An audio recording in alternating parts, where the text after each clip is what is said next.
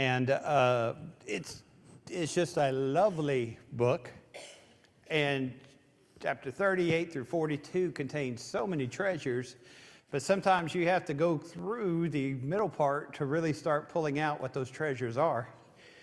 What you're going to see is, as you're running here through Job, especially this last section, is all the happenings here. God has appeared, and God has put Job in this place, and Job repents.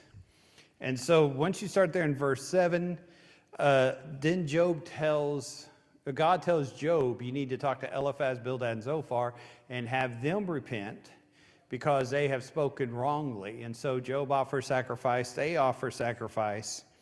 And then we see some really neat stuff. Verse 9, he accepts Job. Now, check out verse 10. The Lord restored Job's losses when he prayed for his friends. And indeed, the Lord gave, notice this, Job twice what he had before. All right?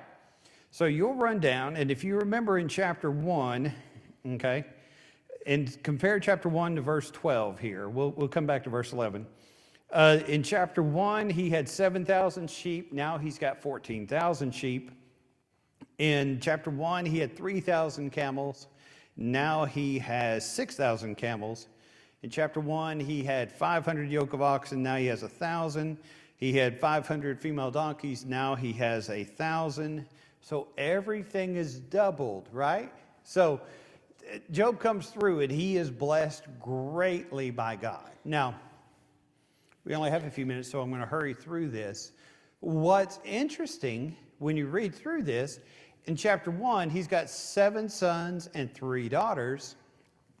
As you look here, you'll notice he, in verse 13, is given by God 7 sons and 3 daughters. Now, if you have 10 kids and God doubles your number of kids, how many kids should you have?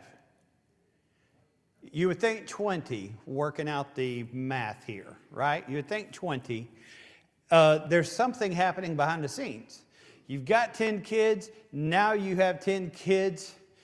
It's funny, you read in some of the more technical commentaries, and they have a lot of fun with this.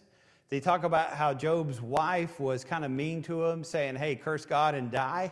And they're like, look what God did to her, 20 kids, you know. And maybe there's something to that, you know. The poor wife there. But why did he end up with 10 dead ones, 10 live ones, instead of 10 dead ones and 20 live ones? What would you say? What's being said here? And I don't think it's an accident. Something's being said here. I don't know. He asked what the question. Why, when it says God doubled everything Job had, did he not say, okay, you have 20 new children? Why did he only get 10 new children? Well, because the first 10 were just as precious to him dead as they were alive. Okay, yeah. The first 10 were precious, and they're alive. They're not alive on this earth. They're alive with God, yeah. So at that time, they lived longer lives back in that time. Yeah. So his wife was probably more beautiful in longer years than some wives today. And so I would just say longer lived. They had to be more fertile. All right, yeah. Good thing we got Kenna back over in the other end of the building there. Yeah, they were still able to have children much later. Yeah, it aggravates me because the way we teach with Abraham and Isaac, and you know the wife was so old. You know, I always make that joke. You know, point out the 90-year-old guy in church and say that's the father, and here's the mother. You know, imagine being that old. He lived to 120 years. And guess what happened 20 years after Isaac was born? Abraham had another kid. What in the world? You know, we never talk about that part. He had a kid much later after Isaac was born. And we never bring that up. But coming back to Job and spending some time with Job, yeah, they could have kids later in life. Absolutely, they could. But there's a big mention here, that when a child passes away, you're still the parent. That child's memory lasts. Now, your camel dies, that camel's gone, right? And I hate to say that about our dogs and our cats and whatever else, but people are different than animals. And so when that child dies, when God says we're going to double it, that child remains. So now there's 10 more children, 7 sons, 3 daughters, once again. All right. That's the first thing I want us to notice. Second thing I want us to notice is when you go through grief, and then God blesses you after that grief, do you still bear the scars of the past life? It changes who you are, doesn't it? It changes your outlook. It changes your personality in a lot of ways. When you go through a difficult time, yes, you're blessed. Yes, your life, in some ways you could say sometimes it's better, but you're still affected by what happened to you in the past. And so here is Job. He double the children, double everything, but there's still marks, scars from the time in which Satan struck him. Those scars are still there, all right? And I think there's a lesson that the writer of Job is telling us and giving us in what happens there, is that we still bear the scars. Now, another interesting thing, you begin reading about these children and going through, and it's like, yeah, I got 7 sons, but my daughters, all right, they've got special names, right? Daughter 1 in our language is dove. Daughter 3 would be rainbow, or eyeshadow might be what we would call it. Daughter number 3, Kenza or Keziah, and that is talking about a perfume, okay? So you have dove, you have perfume, and you have rainbow.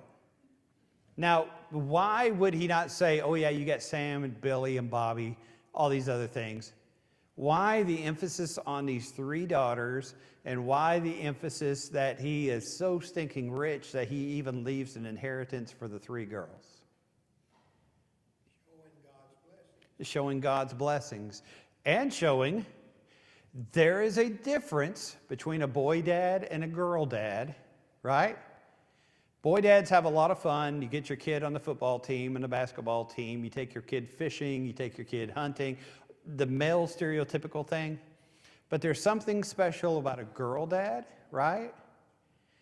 And what you see here, when you see where Job delights in the special names that he gives each one of these are pet names that he gives to each one, and you see the joy that he has in blessing his daughters as well.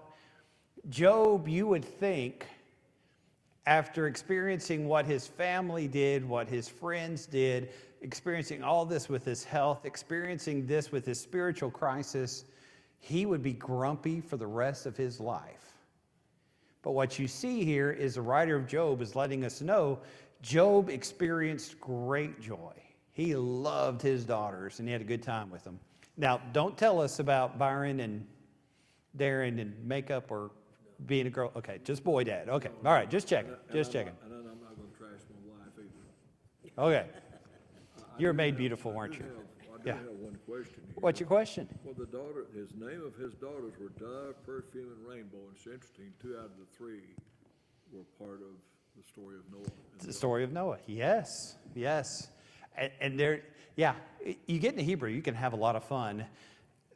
All 3 of them in some way would go back to Noah. When you look at the original language, all 3 of them would go back in that way in some way. So yeah, there's a lot of connection there with what's happening with Noah. And that helps you with the dating of the book too. And anytime we worship God, what goes up before him is a sweet aroma. Yeah, A sweet perfume. absolutely, absolutely. Yeah, yeah, the sacrifice that Noah gave. Yeah, and that name for dove, you have to squint really hard in the English language. It's a female version of the male prophet Jonah, because his name means dove. Because that's what I always tell the kids at Titus. The way to remember Jonah is his name is Dove, is he flew the coop. All right, what you got? Thought, Job also is from the lineage of Shem, Yep. and who was the third child, Adam and Eve? Seth. Seth. Oh, yeah, okay. Yeah. I'm just thinking of his lineage. Yeah, working his lineage back. His sacrifices, he wasn't like some of those scoundrels that didn't remember and tell their children about God. Right, absolutely. Absolutely. Yeah, he had been taught about God, and he was very faithful to God, even though he was in the East. He was not in the Mosaical Jewish line. He was a Gentile. So you see a lot of neat things there. All right, now another thing I want us to work with. If you go back earlier, you'll notice, there. Look there in verse 11. And if you contrast that, a lot of this, verse 11, if you're reading it, and we read through it, chapter 29 is going to be ringing pretty hard. 29 is where, he is angry with God. Let me make sure it's 29. I'm pretty sure it is. Yeah, 29. He's angry with God because he misses when he had kids all over the house in verse 5 of 29, when people respected him and sought out his advice. And he thought he was going to live a long life, and now he realizes he's going to die at a young age, he thinks, in 29 because of all of his health problems. In response to 29, we hit 11. All of his brothers and sisters and acquaintances are there. They're eating food. They're consoling him. They're with him. They all respect him so much that in response to his advice, they're giving him gold and silver because they respect who he is.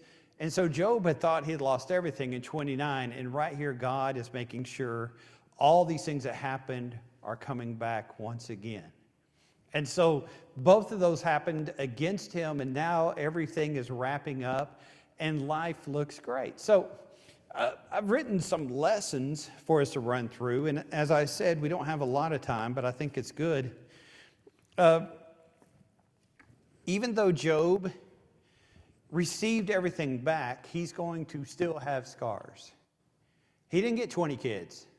10 of the kids are not running around his house anymore. 10 of his kids, he's not celebrating their birthdays anymore, at least not with them. But it's still possible, even after those scars, to experience joy with the blessings God has just laid on you. And it's still possible to realize God is good, even when terrible things have happened in your history and you are changed and things such as that. Simple lessons, how to process suffering. Too often we make life a mathematical equation. If I'm good, I get good stuff. If I'm bad, I get bad stuff.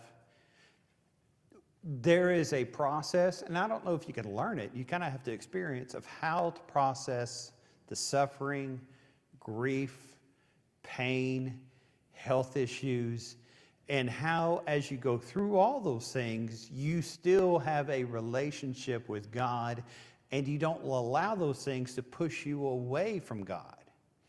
At the very beginning of the lesson, I do a joke I do all the time about when you graduated high school. When I graduated high school, I was going to go, be a doctor. I'm not a doctor at all.